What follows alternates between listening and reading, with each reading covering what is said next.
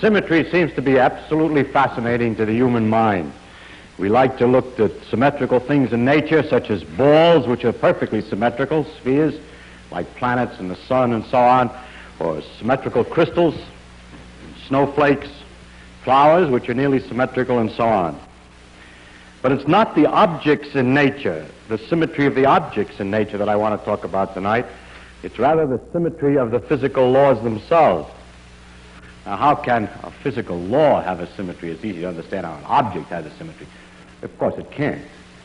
But physicists delight themselves by using ordinary words for something else.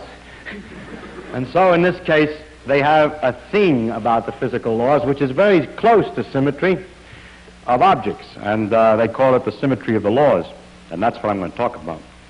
To show how close it is, I ask for a definition of symmetrical. What is a symmetry?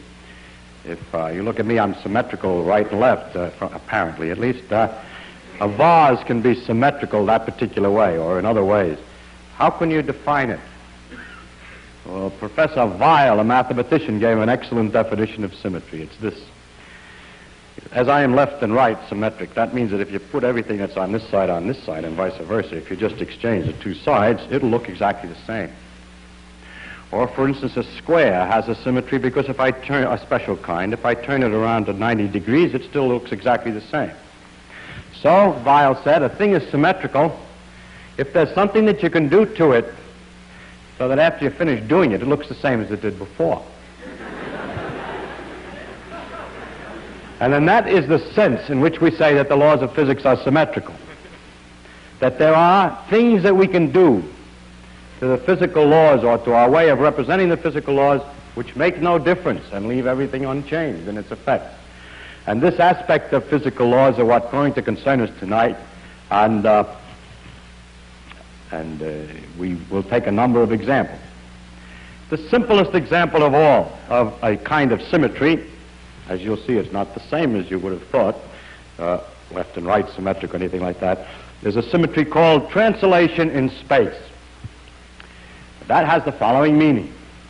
If you build any kind of apparatus or do any kind of experiment with some things, and then go and build the same apparatus or do the same kind of experiment with similar things, but put them here instead of there, merely translate it from one place to the other in space, then the same thing will happen in the translated thing that would have happened in the original thing.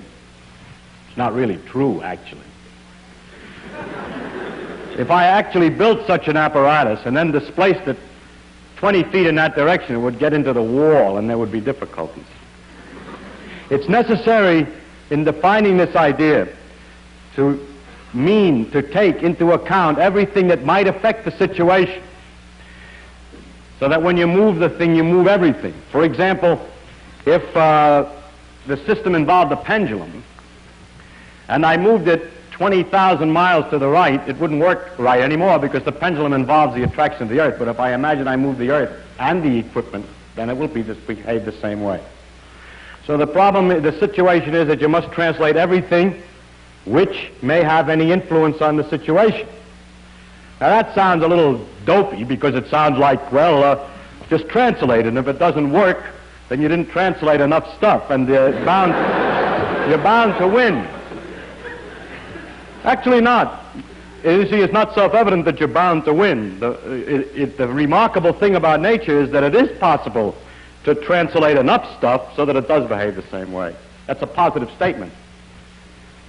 Now I would like to illustrate that such a thing is true from the statement of the law of gravitation, for example, in which said that the forces between the objects was inversely as the square of the distance between them. And I remind you that a thing responds to force by changing its velocity as time goes on in a direction of the force. Now, if I move something from here to here, or a pair of objects like a planet going around the sun, and move the whole pair over, then the distance between the objects, of course, doesn't change, and so the forces don't change. And further, if they when they're moved over a situation the same speed, then all the changes will remain in proportion. Everything will go around in two systems exactly the same way. So because the law said the distance between the objects, rather than some absolute distance from the central eye of the universe, but it talked about distance between the objects, then it means that the laws are translatable in space. I give another example of symmetry. That first symmetry is translation in space. The next one could be called translation in time, if you like, but better just to say a delay in time makes no difference. If we start a planet going around the sun in a certain direction, as it goes around, and if we start it all over again 2 hours later, or say 2 years later, with another beginning, starting the planet and the sun going on the same way, it'll behave in exactly the same way. Because again, the law of gravitation, as stated, talks about the velocity and never talks about the absolute time and when you were supposed to start measuring things.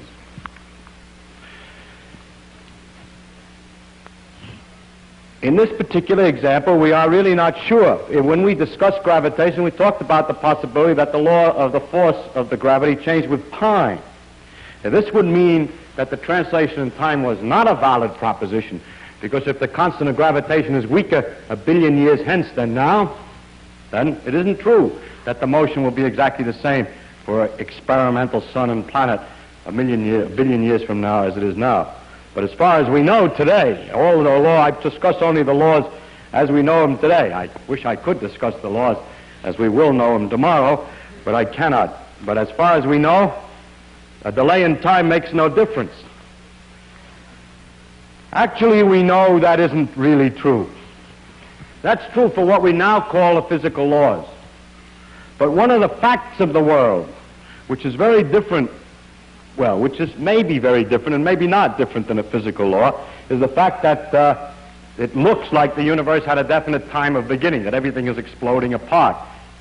Now that you might call a condition of geography, analogous to the situation that if I say I translate, I don't translate everything I have to move that wall if it's going to make any difference.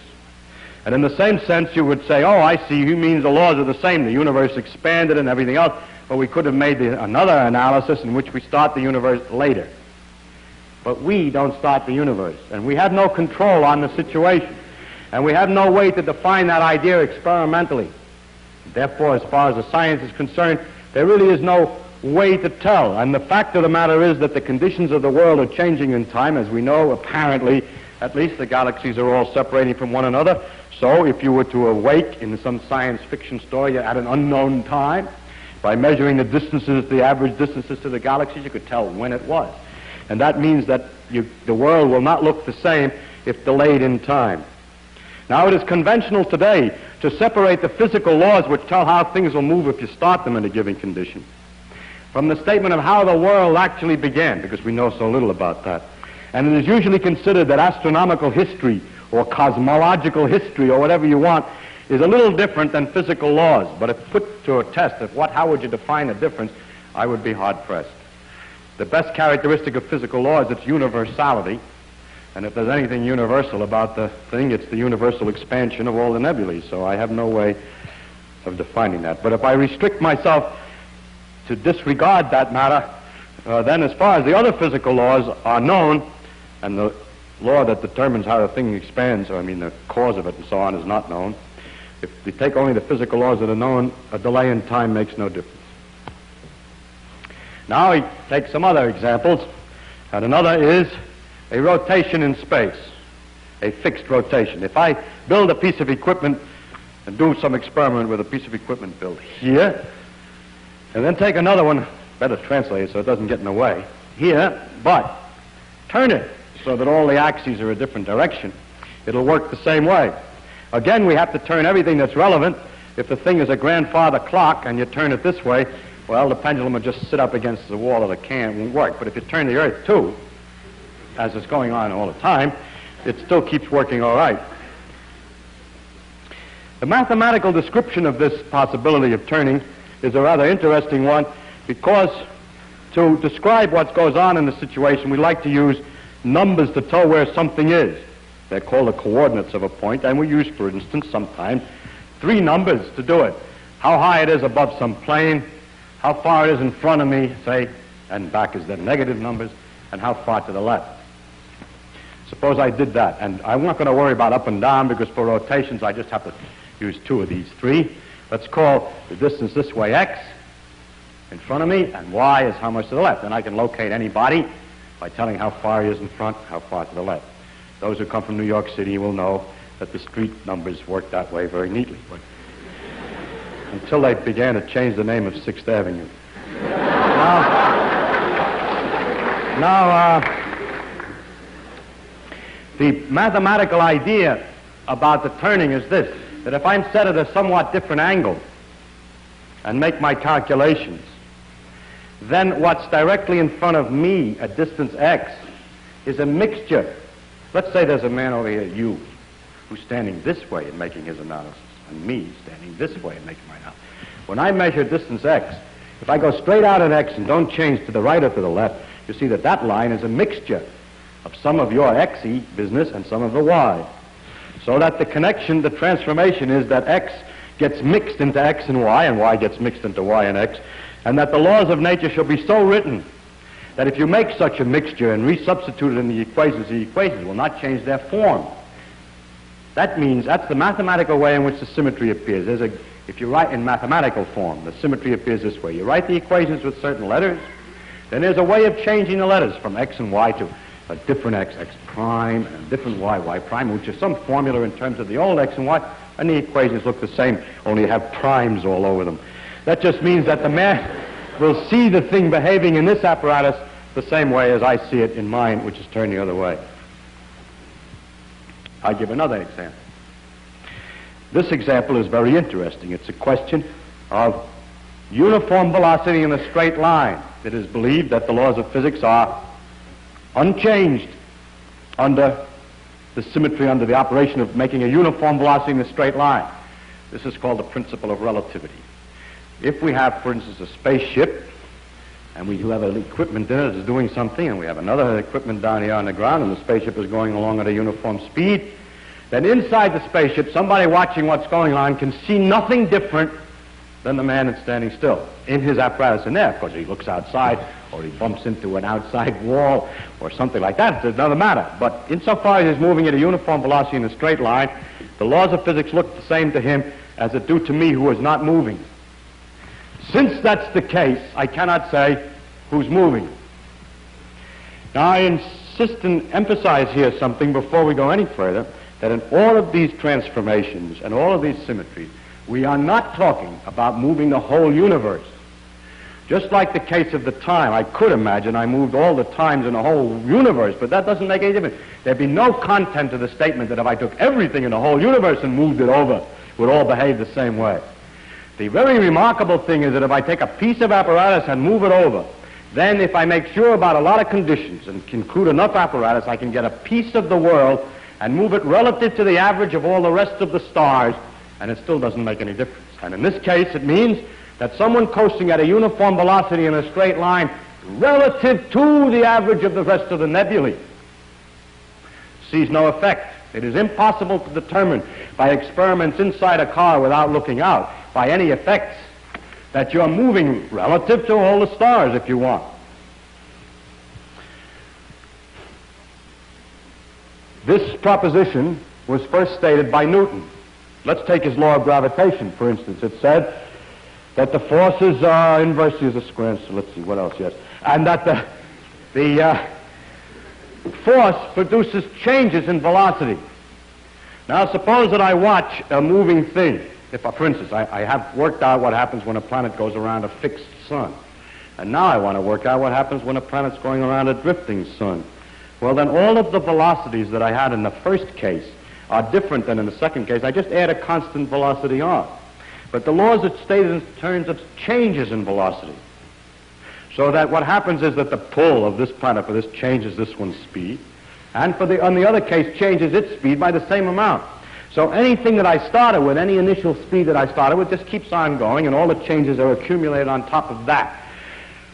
That's not very good description, but the net result of the mathematics is that if you add a constant speed, the laws will be exactly the same, so that we cannot, by studying the solar system and the way the planets go around the sun, figure out whether the sun is itself drifting through space. There's no effect of such a drift through space on the motion of the planets around the sun, according to Newton's law, so that Newton said, the motion of bodies among themselves is the same in a space, whether that space is itself at rest relative to the fixed stars or moving at a uniform velocity in a straight line.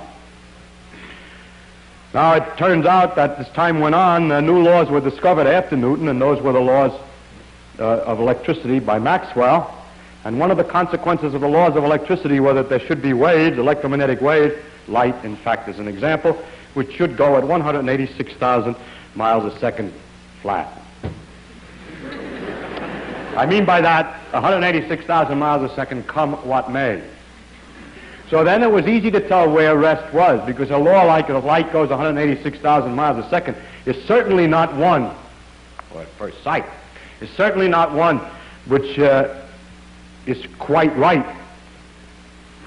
which will permit one to move and get the same law, because it's evident, is it not, that if you're in a spaceship going 100,000 miles a second in that direction, and I'm standing still and shoot a light beam at 186,000 miles a second, you look out the window, or if I shoot the beam through a little hole through your ship, as it goes through your ship, since you're going 100,000, the light's going 186,000, the light is only going to look like it's passing you at 86,000 miles a second. But if you do the experiment, it looks like it's going 186,000 miles past you and past me. The facts of nature are not so easy to understand. And the fact of the experiment was so obviously counter to common sense that there are some people who still don't believe the result. But experimentally, time after time, experiments indicated that the speed is 186,000 miles a second, no matter how fast you're moving. And now the question, how could that be? Poincaré proposed that one take as one of the principles of nature that the Maxwell's principles, the Maxwell's equations are right, and that the mathematical changes needed to compare a system moving and a system standing still that come, in that case, should be, well, I'm making it sound too complicated. I'll come back and change the way of stating it. Einstein realized, and Poincaré too, and it's hard to get the history right while you're trying to explain the idea at the same time, that the only possible way in which a person moving and a person standing still could measure the speed to be the same was that their sense of time and their sense of space are not the same, that the clicking clocks inside the spaceship are ticking at a different speed than they are in the ground, and so forth. Of course, you say, yeah, but if the clock is ticking, I look at the clock in the spaceship and I see it's going slow. No, your brain is going slow too.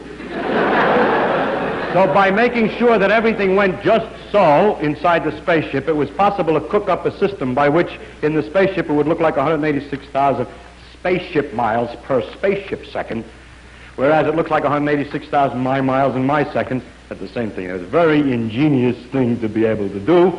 It turns out remarkably enough to be possible. I mentioned already one of the consequences of this principle of relativity, that you cannot tell how fast you're moving in a straight line, in which we had two cars, and there was an event. It happened at each end of this car. A man was standing in the middle of the car, and there was an event that happened at each end of this car at a certain instant, which this man claimed was the same time, because standing in the middle of the car, he saw the light from both of these things at the same time. Whereas a man in another car, who happened to be moving this way with a velocity, saw these same two events, not at the same time, but in fact saw the one here first, because the light reached him before the light from here, because he's moving forward. So you see that one of the consequences of the principle of symmetry for uniform velocity in a straight line, that symmetry means you can't tell who's right, is that when someone talks about something like, when I talk about everything that's happening in the world now, that doesn't mean anything. If you're moving along at a uniform velocity in a straight line, everything that happens at now, simultaneous, is not the same events as my now, even though we're passing each other. Our instant here is the same, but somewhere else, we cannot agree what now means at a distance. So this means a profound transformation in our ideas of space and time in order to maintain this principle that you can measure, that uniform velocity in a straight line cannot be detected. Actually, what's happening here is that a little bit that the time, from one point of view, two things that are simultaneous seem from another point of view to be not at the same time, provided they're not at the same place, that they're far apart in distance. That's very much like my x and y. Two things which seem to me to be at the same horizontal, well, let's say the same distance in front, 0 distance in front. Well, from somebody this way, he'll say one of them is in front of me and one of them is in back. See, consider, from my point of view, they're both even with me. That wall and that wall is even with me. But if I stand and turn like this and look at the same pair of walls but from a different point of view, that one's in front of me and that one's behind. And so it is that the two events which from one point of view seem to be at the same time, from the other point of view seem to be at different times, and the generalization of the two-dimensional rotation that I'm talking about into space and time was made, so that the time was added to the space to make a four-dimensional world. And it's not merely an artificial addition to say, well, we add time to space because, as it sees in most of the popular books, you can not only locate a point, but you have to say when. That's all true, but that doesn't make it real space. That just puts two things together. Real space has, in a sense, the characteristic that looked at from a different, it's possible to look at it from a different point of view, that has an existence that is not, that it has an existence that's independent of the particular point of view, that there's a commonness, that a certain amount of time can get mixed up with a certain amount of space. So that space and time must be completely interlocked. And after this discovery, Minkowski said that space of itself and time of itself shall sink into mere shadows, and only a kind of union of the two shall survive. I bring this particular example up in such detail because it is really the beginning of the study of symmetries in physical laws. It was Poincaré's suggestion to make this analysis of what you can do to the equations and leave them alone. It was Poincaré's attitude to pay attention to the symmetries of physical laws. The symmetries of translation, space, delay, and time, and so on, were not very deep. But the symmetry of uniform velocity in a straight line is very interesting and has all kinds of consequences. Furthermore, by these consequences were extendable into laws that we did not know. By guessing that this principle is true for the disintegration of a mu meson, we don't know why the mu meson disintegrates in the first place. We can tell a lot about it by the proposition that we can't use mu mesons to tell how fast we're going in a spaceship either. And that tells us something, at least, about the mu meson disintegrations. There are many other symmetries of some of them are of different kinds. I just mentioned there and others. Another one is that you can replace one atom by another of the same kind, and it makes no difference to any phenomenon. Now, you say, yeah, what do you mean by the same kind? You mean one where you replace it by the other one, it doesn't make any difference. It looks like physicists are always talking nonsense in a way, isn't it?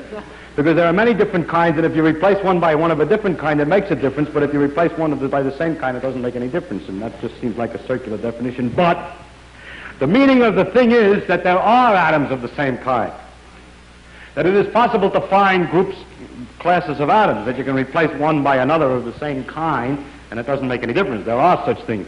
Since the number of atoms in any little tiny piece of material is 1 followed by 23 noughts or so, it's very important that they're the same, that they're not all different kinds. And it's really very interesting that we can classify them into a limited number of a few hundred atoms, so that the statement that we can replace one atom by another of the same kind has a very great amount of content. It has the greatest amount of content in quantum mechanics, and it is impossible for me to explain how, partly, but only partly because this is an audience that is mathematically untrained. It's quite subtle anyhow. But in quantum mechanics, the proposition that you can replace one atom by the same kind has marvelous consequences. It produces peculiar phenomena in liquid helium, the liquid that flows through pipes without any resistance, just coasts on forever. That has all kinds of consequences. In fact, it's the origin of the whole periodic table of the elements and the force that keeps me from going through the floor. But I can't go into that particular thing, but I want to emphasize the importance of looking at these principles. By this time, you're probably convinced that all the laws of physics that are symmetric under any kind of change whatsoever. So I have to give a few ones that don't work. First one, change of scale. It is not true that if you build an apparatus and come over here and build one twice as big, every part made exactly the same kind of stuff, but twice as big, that it will work exactly the same way. You who are familiar with atoms are aware of this fact, because if I made it 10 billion times smaller, I would only have 5 atoms in it. And I can't make a machine tool, which this thing is with screw threads and so on, out of 5 atoms. So it's perfectly obvious if we go far enough that we can't change the scale. But even before the complete awareness of the atomic picture was developed, it became apparent that this law isn't right. You've probably seen in the newspapers from time to time somebody who's made a cathedral with matchsticks. Several floors and beautifully delicate and everything, just more Gothic than any Gothic cathedral has ever been. More delicate. Why don't we build big ones like that with great logs, with the same degree of ginger cake, the same enormous degree of detail? The answer is, if we did, it would be so high and so heavy it would collapse. You say, yeah, but you forgot when you're comparing two things, you must change everything that's in the system. The little cathedral made with matchsticks is attracted to the earth. So to make the comparison, I should make the big cathedral attracted to an even bigger earth. Too bad. A bigger earth would attract it even more, and the sticks would break even more surely. This fact that the laws of physics were unchanged under scale was first discovered by Galileo. He argued in discussing the strength of rods and bones. He argued that if you need a bone for a bigger animal, say an animal is twice as high, wide, and thick, you need 8 times the weight. So you need a bone that can hold the strength 8 times. But what a bone can hold depends on its cross-section. And if you made the bone twice as big, it would only have 4 times the cross-section, would only be able to support 4 times the weight.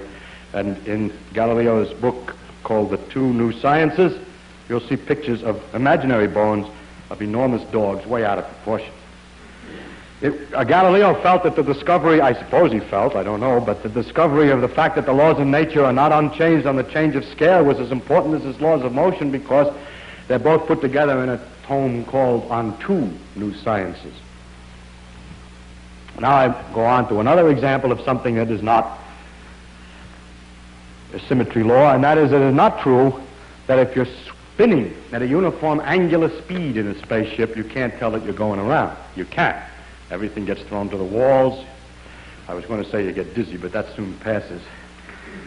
There are a lot of effects, however. Things do get thrown to the walls from the centrifugal force, or however you wish to describe it. I hope that there's no teachers of freshman physics here to correct me.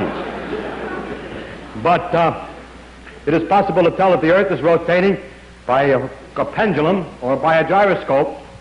And you're probably aware in various observatories and museums and so on have these so-called pendulums that proves the Earth is rotating without looking at the stars. So it is possible to tell that we are going around at a uniform angular velocity on the Earth without looking outside, because the laws of physics are not unchanged by that. Many people have proposed that really you're rotating relative to the galaxies, see? And if you would turn the galaxies too, it wouldn't make any difference. Well, I don't know what would happen if we would turn the whole universe, and we have at the moment no way to tell. Nor at the moment do we have a theory which describes the influence of a galaxy on things here, so that it comes out of this theory in a straightforward way, and not by cheating or forcing or anything like that, in a straightforward way, that the inertia for rotation, that the effects of rotation, the fact that a spinning bucket of water has a shape in the surface like this, that this is the result of a force from the objects around. That's not known to be the case. That this should be the case was called Mach's principle, but that it is the case has not yet been demonstrated. But the real question is, the more direct experimental question is that if we're rotating at a uniform velocity relative to the nebulae, do we see an effect? The answer is yes. If we're moving in a spaceship at a uniform velocity in a straight line relative to the nebulae, do we see an effect? The answer is no. 2 different things. So don't say all motion is relative. That's not the content of relativity. Relativity says that uniform velocity in a straight line is undetectable. Relative to the nebulae is undetectable. Now the next symmetry law that I would like to discuss is an interesting one because it has an interesting history, and that's the question of reflection in space. If I build a piece of apparatus, let's say a clock, and then I come over here and I build another clock exactly the same way, but like this one looks in a mirror, I don't mean I look at this one in a mirror only. I mean I build another clock, which is built to be a Chinese copy of what the other one looks like in a mirror. In other words, I have the number 2 painted neatly on the dial here, then I paint the number 2 on the other way around over here. So I got an opportunity to make a drawing. 2 on one clock, 2 on the other clock.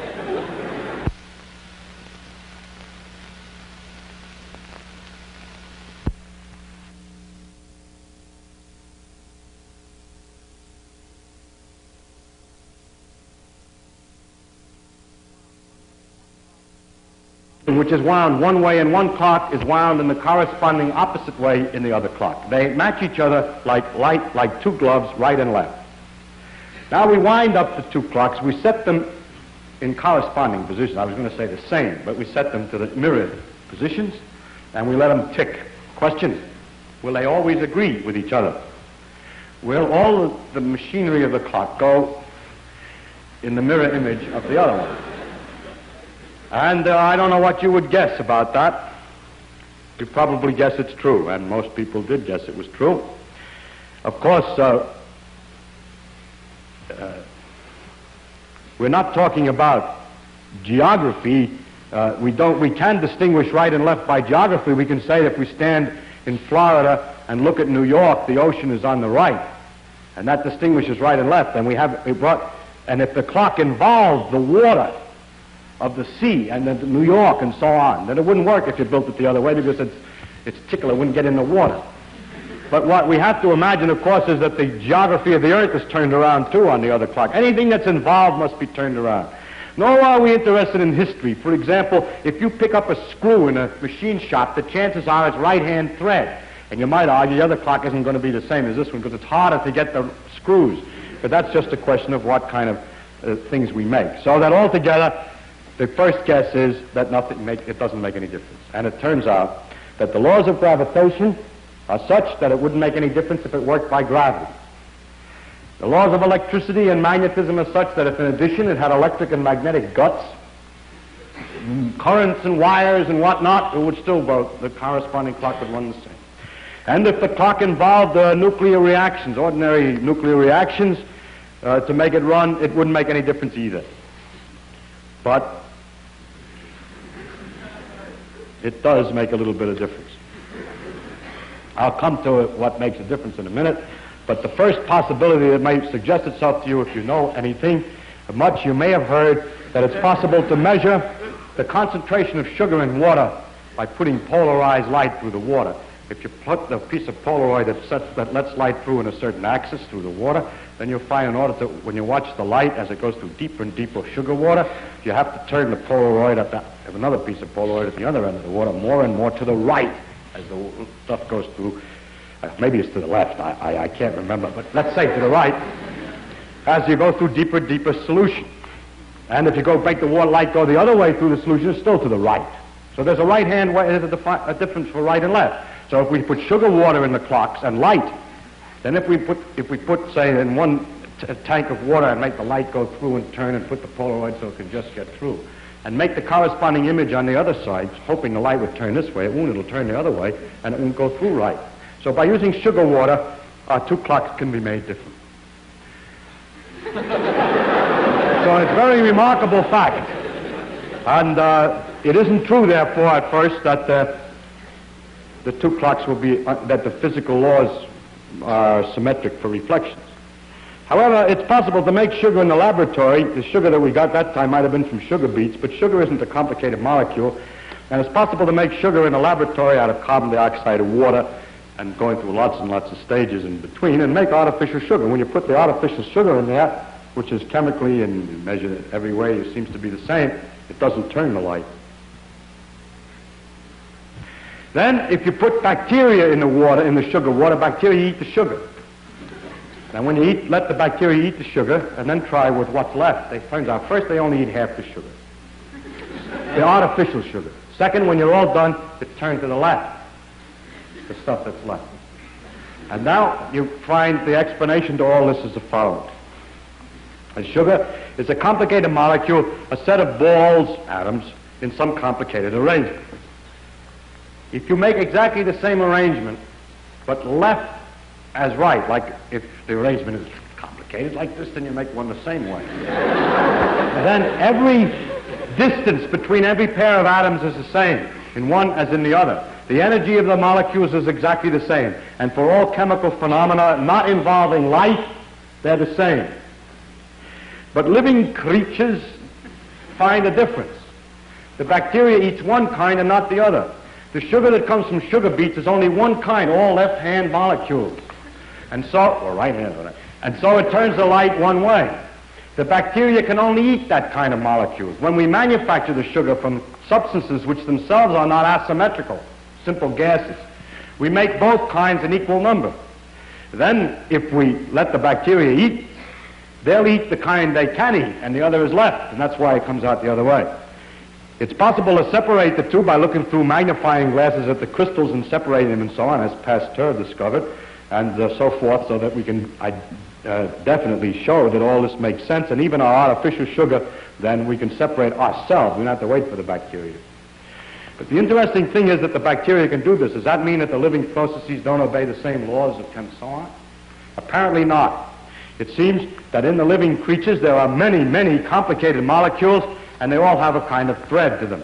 One of the most characteristic molecules in living creatures are proteins, and it takes a little while to explain the details, but let's put it very simply. They have a corkscrew property, and they go, let's say, to the right. Now, as far as we can tell chemically, if we could make this chemically the same thing to the left, it would not function biologically because it wouldn't, when it met the other proteins, fit the same way. That is, a left-hand thread will fit a left-hand thread, but left and right don't fit very well the same way. So the bacteria, having a left-hand thread in their chemical inside, can distinguish the left and right sugar. How did they get that way? Physics and chemistry cannot distinguish the molecules. It can only make both kinds, but biology can. It's easy to believe that the explanation is that in a long, long ago, when the life processes first began, some accidental molecule got started and propagated itself by reproducing itself, and so on until after many, many years, these funny-looking blobs with the prongs sticking out yak at each other. But they are nothing but the offspring of the first few molecules, and then the accident of the first few molecules that it happened to form one way instead of the other. It has to be one or the other. So the thing that reproduces itself is either left or right, and then it goes on and propagates this on and on. It's much like the screws in the machine shop. Use right-hand thread screws to make new right-hand thread screws and so on. So this is probably one of the deepest demonstrations of the fact that the protein molecules are exactly the same in all life. They all have exactly the same kind of thread. Is probably one of the deepest demonstrations of the uniformity of the ancestry of life, the common ancestry of all life, and from back, in fact, to the completely molecular level. Now, in order to test better this question about whether the laws of physics are the same right and left, we can put the problem to ourselves this way. Suppose that we were in telephone conversation with a Martian or an Arcturian or something. We don't know where he is, and we would like to describe things to him. We want to tell him about things. We say, well, how is he going to understand the words? So that's been studied very much by Professor Morrison here. And he has pointed out that one way would be to start out and say, tick, tick, 2, tick, tick, tick, 3, and so on. And pretty soon the guy would catch on to the numbers. And then as you understand your number system, then you can write lots of numbers, and you could, for example, write a whole sequence of numbers that represents the weights, the proportional weights of the different atoms in succession. And then say hydrogen, 1.00, deuterium, and so on, and he would, after he sat down with all those numbers and piddled around a while, would discover that the mathematical ratios were the same as the ratios of the weights of the elements, and therefore those names must refer to elements, and so gradually you could, in talking to him, have a common language. In many ways, common. There are many. Now comes the problem. Suppose that he says, you fellas, after we get familiar with him, he says, you're very nice. Now I'd like to know what you look like. And you start out, well, we're about 6 feet tall. He says, 6 feet. How big is a foot? Well, it's very easy, you say. A foot, 6 feet tall, is 170,000 million hydrogen atoms high. Well, it's not a joke. It's a possible way of describing 6 feet to someone that has no measure. assuming that we cannot send them any samples, nor can we both look at the same object. We have to tell them how big we are, we can do it. That's because the laws of physics are not unchanged under a scale change. So we can use that fact, to use the properties of the scale to determine, you can use that fact to determine the scale. Well, here we describe ourselves after telling us 6 feet tall and we're so-and-so bilateral on the outside and we look like this and there are these prongs sticking out and all this. And he said, that's very interesting. What do you look like on the inside? So we describe the heart and so on, and we say, now put the heart in on the left side. Now the question is, how can we tell him which side is the left side? By what possible? You say, you take beet sugar, see, and you put it, in water, and it turns. Only trouble is he has no beets up there. Or we have no way of knowing whether the evolution, if it was even corresponding to the same proteins on Mars as here, whether the accidents of the evolution would have started with maybe the wrong-handed threads. So there's no way to tell. So after much thought, you see you can't do it. And so you conclude it's impossible. However, about 5 or 6 years ago, certain experiments indicated that they got reduced all kinds of puzzles. I won't go into detail. We got into tighter and tighter difficulties, more and more paradoxical situation, until somebody proposed, Li and Yang proposed, maybe the principle that right and left symmetry, that nature is the same for right and left, is not right. And that would help to explain a number of mysteries. And Li and Yang proposed some more direct experiments to demonstrate this, and I'll just mention the most direct of all the experiments. The easiest way to tell was experiment on, well, there were several first experiments which were quite clear, but the one that's easiest to explain is this. That when we have a radioactive disintegration, in which an electron and a neutrino are emitted, for example, this is one that we talked about before, electron and antineutrino. Or this is a neutron disintegrating into a proton, electron, and an antineutrino. Or the corresponding thing can happen to a neutron and a nucleus. Anyway, there are many radioactivities in which the charge of the nucleus increases by 1 and an electron comes out. The thing that's interesting is that if you measure the spin, electrons are spinning as they come out. If you measure the spin, you find out that they're spinning to the left. That is a definite significance, that the electron, when it comes out of the disintegration, is turning this way. And that helical description is a left-hand thread. It's as though, in the beta decay, the gun that was shooting out the electron were a rifled gun. And there's 2 ways to rifle a gun, because there's a direction, out. And then there's a question, do you turn it this way or that way as you go out? And the experiment is that the electrons come from a rifled gun, rifled, twisted to the left. And so, using this fact, we can call up the Martian and say, listen, take radioactive stuff. Now, I would have prepared a particular example, a neutron. And look at the electrons which come from such a beta decay. And then you define left by this screw thread, and let's see, you let, it'll take me some while to figure out how to do it in detail. Say the electron's going up, and the direction of motion of the way it's spinning is into the body on the left side, and that's where the heart goes. Something like that. I'd have to think a little bit more of it.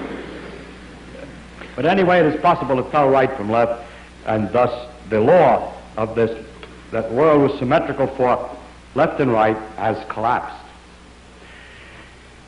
Every conservation law has, well, the next thing I would like to talk about is the relationship of conservation laws to symmetry laws. We last time talked about conservation principles, conservation of energy, of momentum, angular momentum, and so on. Now we're talking about symmetry laws. It's extremely interesting that there seems to be a deep connection between the conservation laws and the symmetry laws. This connection has its proper interpretation, at least as we understand it today, only in the knowledge of quantum mechanics. Nevertheless, I will show you the following, that if I will try to explain the following, that if we will assume that the laws of physics are describable by a minimum principle, that the paths are taken so that some quantity is least, an idea I described once before. If we add that the laws of nature come from a minimum principle, then we can show that if the law is such that you can move all the equipment to one side, in other words, if it's translatable in space, then there must be conservation of momentum. That there's a deep connection between the symmetry principles and the conservation laws, but that connection requires that the minimum principle be assumed. You remember at one time we discussed the one way of describing physical laws by saying that a particle goes from one place to another in a given length of time by trying different paths, and the actual path taken has this property, that there's a certain quantity which unfortunately happens to be called the action, which is not to be taken to signify anything because it's got nothing to do with action. Anyway, there's a certain quantity called the action which you calculate on this path. And if you will calculate it for any other path, the answer is bigger. It's least for the real path. And that one way of describing the laws of nature is to say that the action, a certain mathematical quantity, is least for the actual path than for any other path. Now, another way of saying the thing is least is to say this, that if you move the path a little bit, at first it doesn't make any difference. Suppose you were walking around in a wood, on mountains, on hills, but smooth hills, please. Smooth. The mathematical things that were involved here correspond to smooth hills. We're walking around on hills and valleys, and we come to a place where we're lowest. Then I say, if you take a small step forward, you won't change your height. When you're at the lowest, or at the highest point, a step doesn't make any difference in the altitude in first approximation. Whereas if you're on a slope, you can walk down the slope with a step. And then if you take the step in the opposite direction, you walk up.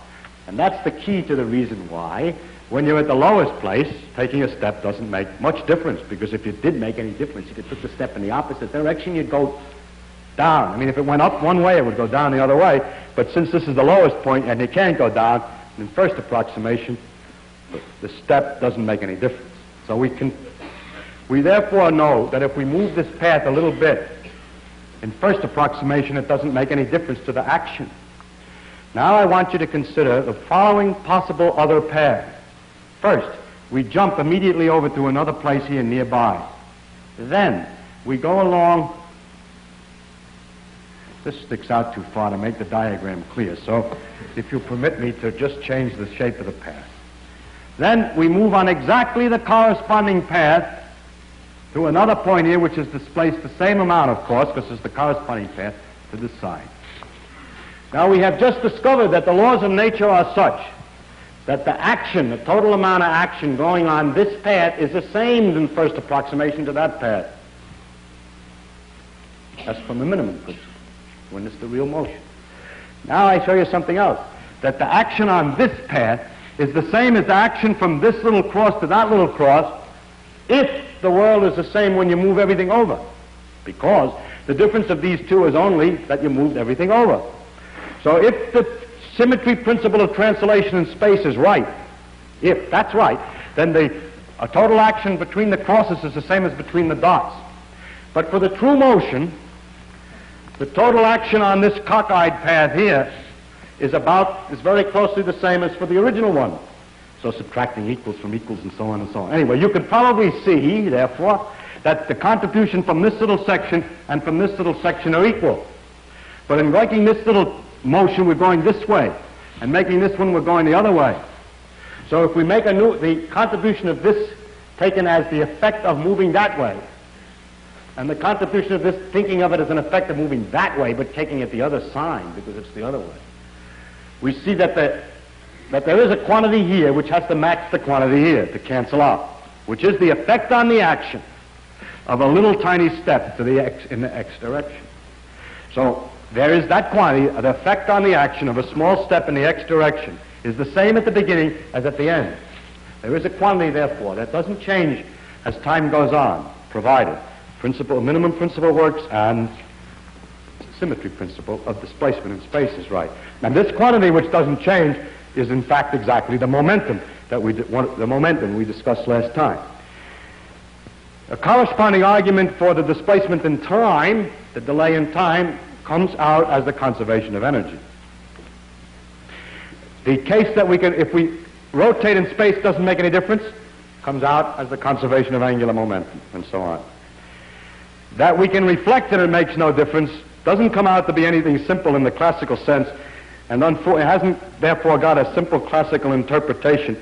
And people have called it the parity, and they have a conservation law called the conservation of parity, but those are just complicated words in the case of the quantum mechanics. So all we're saying is that the right and left symmetry law is not valid. But I have to mention that conservation of parity because you may have read in the papers that the law of conservation of parity has been proved wrong. It should have been written because it's much easier to understand.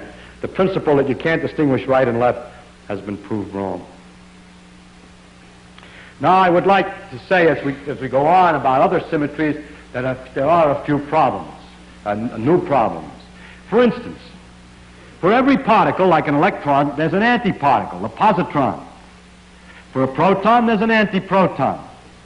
And we can make in principle, what we call antimatter, in which every atom has its corresponding anti-pieces put together. For example, a hydrogen atom is a proton and an electron. If we take an antiproton, which is electrically negative, and a positron and put them together, they will also make a kind of hydrogen atom, an anti-hydrogen atom in principle. It's never been made in fact, but this is figured out that we could make this.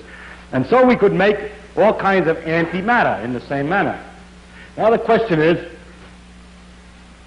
whether the matter works the same as the antimatter. And as far as we know, it does.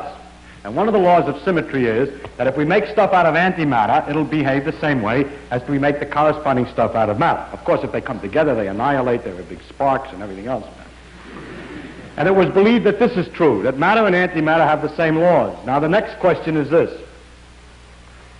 Once it's found that the left and right is wrong, the left and right symmetry is wrong, an important question comes. If I look at this integration but with antimatter, an anti-neutron goes into an antiproton plus an anti-electron, that's an positron, plus a neutrino, the question is the antimatter behave like the matter in the sense that it comes out left-hand thread, or does it behave the other way? And it turns out, we think up until a few months ago, that it behaves the opposite way, and that the antimatter behaves like it goes to the right, where matter goes to the left. And so there was another principle, and in fact we really can't tell the Martian which is right and left, because if he happens to be made out of antimatter, he'll get the thing the other way, because when he does his experiment, his positrons are coming out, puts the heart on the wrong side. And so you can see that if you telephone the Martian and explain how to make a man, and suppose he makes one and it works. Well, let's make it, and he explained to him also all our social conventions and so on. Then when we go finally to meet this man, after he tells us how to build a sufficiently good spaceship, we go to meet this man and you walk up to him, and if you put out your right hand to shake hands, if he puts out his right hand, okay, but if he puts out his left hand, watch out, because the two of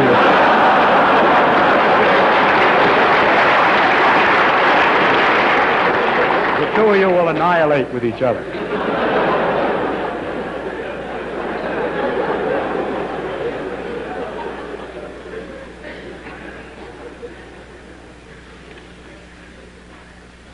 These are all the symmetries that I have time to tell you about.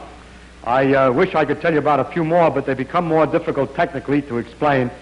And there are some very remarkable things, which are the near symmetries. The remarkable feature of this effect that we can distinguish right and left is that we can distinguish right and left only with a very weak effect, with this beta disintegration. What it means that nature is 99.99 indistinguishable right from left, but that there's just one little piece, one little characteristic phenomenon which is completely different in the sense that it's absolutely lopsided, is a mystery that no one has the slightest idea about yet. Thank you.